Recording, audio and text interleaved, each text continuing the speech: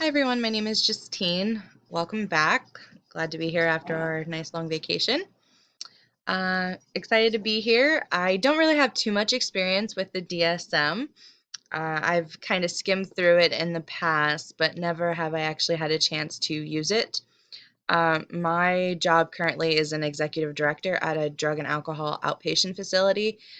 Prior to that, I did work a few years at an inpatient drug and alcohol facility.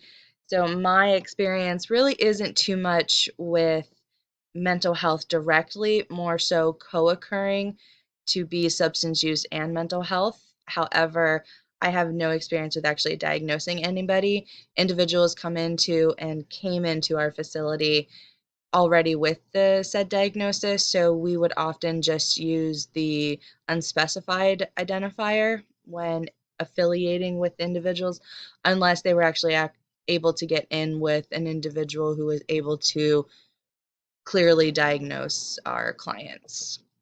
Um, what are my beliefs about mental health diagnosis? I think you have to be very particular. You have to really take your time. When I was reading through the text, it said about patience, and I 100% agree with that. You can't jump into a diagnosis because you don't want to misdiagnose your client or your patient because that can just cause them more issues. So, my biggest belief is just take your time.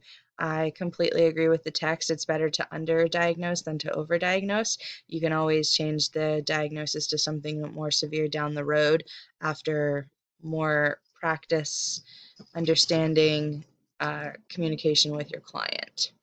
So that's all I really have right now. I am looking forward to the class. I can't wait to work with everybody, get everyone's opinions, and I can't wait to read what everyone has to say and interact with everybody. So good luck.